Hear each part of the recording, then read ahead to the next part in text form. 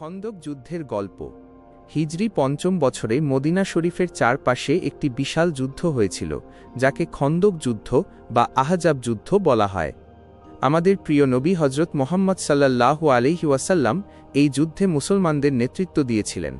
মক্কার কুরাইশ এবং তাদের সঙ্গীরা মুসলমানদের ধ্বংস করার জন্য এসেছিল। এই গল্পটি আমাদের শেখায় যে আল্লাহর ওপর ভরসা এবং বুদ্ধিমত্তা আমাদের বড় বিপদ থেকে বাঁচাতে পারে।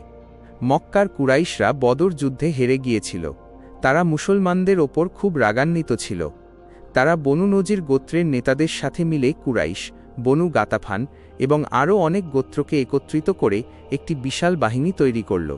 তাদের বাহিনীতে ১০,০০০ সৈন্য, অনেক ঘোড়া এবং প্রচুর অস্ত্রশস্ত্র ছিল। তারা মদিনা আক্রমণ করতে আসছিল। রাসূলুল্লাহ সাল্লাল্লাহু আলাইহি ওয়াসাল্লাম এই খবর শুনতে পেলেন। তিনি তার সাথীদের সাথে পরামর্শ করলেন।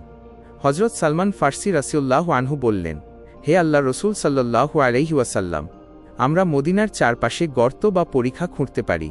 এটি শত্রুদের আটকে দেবে। রাসূলুল্লাহ সাল্লাল্লাহু আলাইহি ওয়াসাল্লাম এই পরিকল্পনাটি পছন্দ করলেন। মুসলমানরা মদিনার চারপাশে একটি গভীর পরিখা খনন করার জন্য দিন-রাত কাজ করলেন। রাসূলুল্লাহ সাল্লাল্লাহু আলাইহি ওয়াসাল্লাম নিজেও পরিখা খননে সাহায্য করলেন। তিনি তার সাথীদের সাথে মিলে গুনগুন করে বলতেন, হে আল্লাহ, আমাদের সাহায্য করুন। পরিখা খননের সময় একটি বিশাল পাথর সামনে এল। কেউ সেটি ভাঙতে পারছিল না। রাসূলুল্লাহ সাল্লাল্লাহু আলাইহি ওয়াসাল্লাম এসে পাথরের ওপর আঘাত করলেন। পাথরটি ভেঙে গেল এবং তিনি বললেন, আমি শাম, ইয়ামেন এবং পারস্য বিজয়ের দৃশ্য দেখতে পাচ্ছি। সাহাবায়ে কেরাম রাদিয়াল্লাহু আলাইহি ওয়াসাল্লাম খুব খুশি হলেন। যখন কুরাইশরা মদিনায় এল, তারা পরিখা দেখে অবাক হয়ে গেল। তারা ভাবল, এটি কি? আরবরা তো কখনো পরিখা খুঁড়ে যুদ্ধ করে না। তারা মদিনার চারপাশে তাঁবু গেড়ে বসে রইল।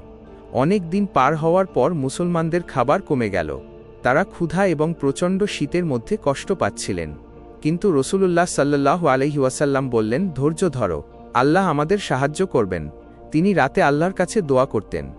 এক রাতে নাঈম বিন মাসুদ নামের একজন লোক রাসূলুল্লাহ সাল্লাল্লাহু আলাইহি ওয়াসাল্লামের কাছে এলেন। তিনি মাত্রই ইসলাম গ্রহণ করেছিলেন।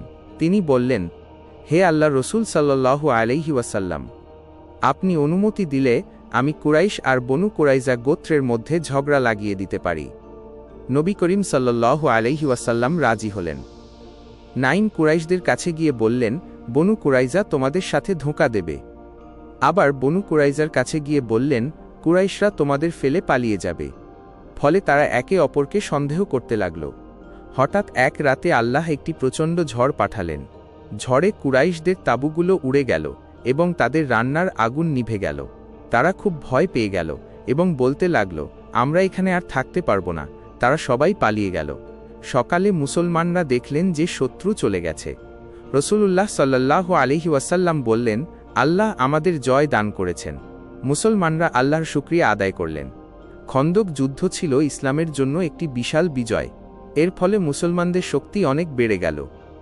এই গল্প আমাদের শেখায় যে বুদ্ধি এবং আল্লাহর ওপর ভরসা থাকলে বড় থেকে বড় শত্রুকেও হারানো সম্ভব।